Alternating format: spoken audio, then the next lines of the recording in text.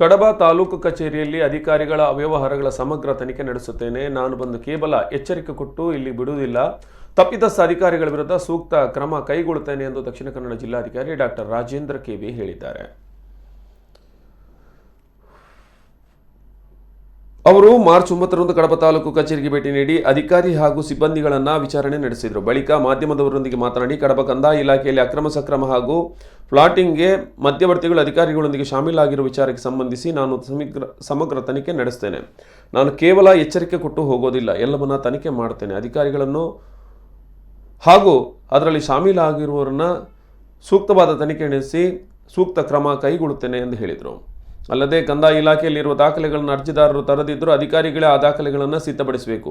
ಹಣ ಅಥವಾ ಇನ್ನಾವುದೋ ವಿಚಾರಕ್ಕೆ ಸಾರ್ವಜನಿಕರನ್ನು ಸತಾಯಿಸುವುದು ಕಂಡುಬಂದರೆ ಅಧಿಕಾರಿಗಳ ವಿರುದ್ಧ ನಿರ್ದಾಕ್ಷಿಣ್ಯ ಕ್ರಮ ಕೈಗೊಳ್ಳಲಾಗುವುದು. ಅಧಿಕಾರಿಗಳು ಜನಸ್ನೇಹಿಯಾಗಿ ಕರ್ತವ್ಯ ನಿರ್ವಹಿಸಿ ಜನರ ವಿಶ್ವಾಸ ಗಳಿಸಬೇಕು ಎಂದು ಹೇಳಿದರು. ಕ್ರಮ ವಹಿಸಬೇಕಾಗಿರುತ್ತೆ.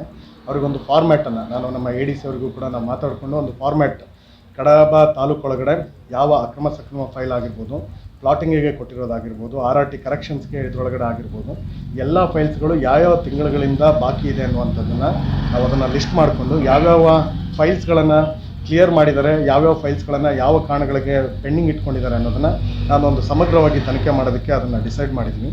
ಈ ಪಾಯಿಂಟಲ್ಲಿ ಆದಷ್ಟು ಬೇಗ ಇದರೊಳಗಡೆ ಮಾಡಿ ಅಧಿಕಾರಿಗಳು ಉದ್ದೇಶಪೂರ್ವಕವಾಗಿ ಅಥವಾ ಬೇರೆ ಇಲ್ಲಿಗಲ್ ಗ್ರಾಟಿಫಿಕೇಷನ್ಗೆ ಮಾಡಿದ್ದು ಏನಾದರೂ ಕಂಡು ಬಂದರೆ ಡೆಫಿನೆಟ್ಲಿ ಅವ್ರ ಮೇಲೆ ನಿರ್ದಾಕ್ಷಿಣ್ಯವಾದಂಥ ಕ್ರಮ ತಗೊಳ್ಳಲಾಗುತ್ತೆ. ಈ ವಿಷಯದ ಬಗ್ಗೆ ಯಾವುದೇ ರೀತಿಯಾದಂತಹ ಒಂದು